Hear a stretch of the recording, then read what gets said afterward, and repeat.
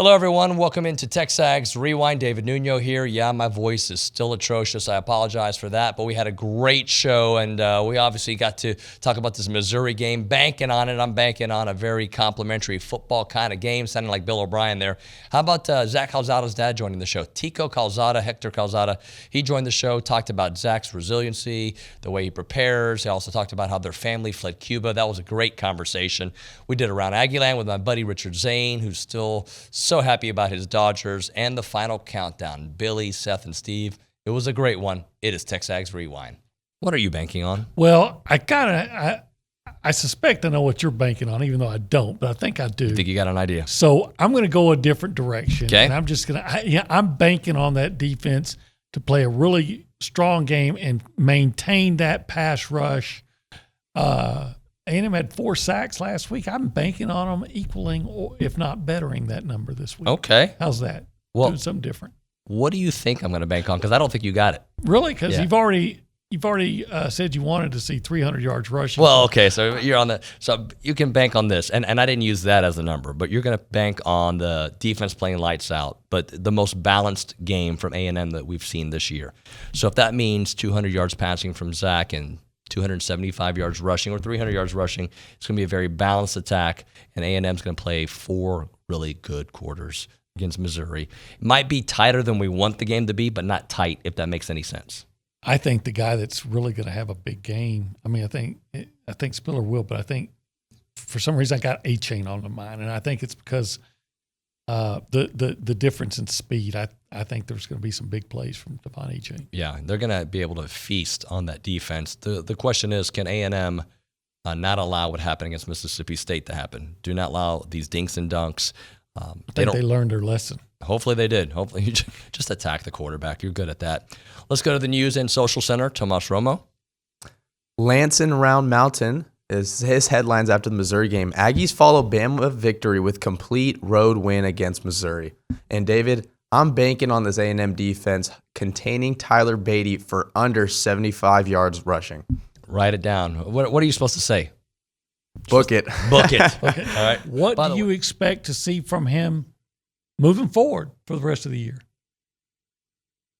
That's a good question, Owen, because we're in a different environment, right? It's college, it's not high school, and I'm not around him every day anymore, and it's very difficult. You have to understand the number of hours that these players put in between practice, schoolwork, and then in his position, the film study.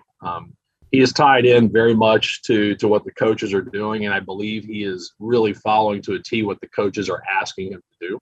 And that's everything from Jimbo's perspective on social media to the time, the coaches that he's spending time with in terms of film study, and also the interaction. I think Jimbo just recently talked about how this team comes together, the challenges because of the portal, but they're extremely tight, and that's not just the first string on the field. It layers and goes down further, so that bond is critical. His connection, and I'd like to throw this out there, his connection to Haynes King, everyone wants to continue to try to push this element of competition, and I understand that. But remaining in the moment is exactly what Zach is best at. I mean, he can block everything out. His connection to Haynes King and candidly the King family is extremely tight. What they've done, not both in their support, but helping to build Zach to be in the best position to address things going forward. And I even include in there the Boast family as well.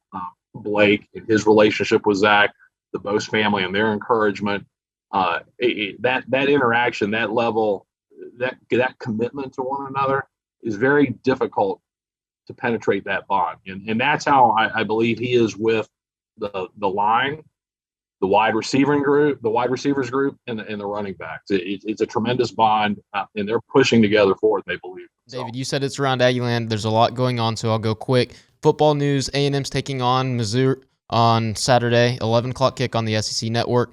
Ton of awards this week. Zach Calzada, Tyree Johnson, and Devon A.J. named SEC Players of the Week. Jimbo Fisher was named the Dodd Trophy Coach of the Week. Kenyon Green's now a semifinalist for the Lombardi Award, an award that no Aggie has won since that win in 1998. Soccer news, you've got senior night tonight at Ellis Field, a 7 o'clock kick at Ellis Field. Kendall Bates, Daria Britton, Jordan Burbank, Macy Kolb, Carlina Sample honored with a pre-match ceremony. Camille Connor became Texas A&M Volleyball's all-time assist leader on Wednesday night in a 5-set loss to Ole Miss.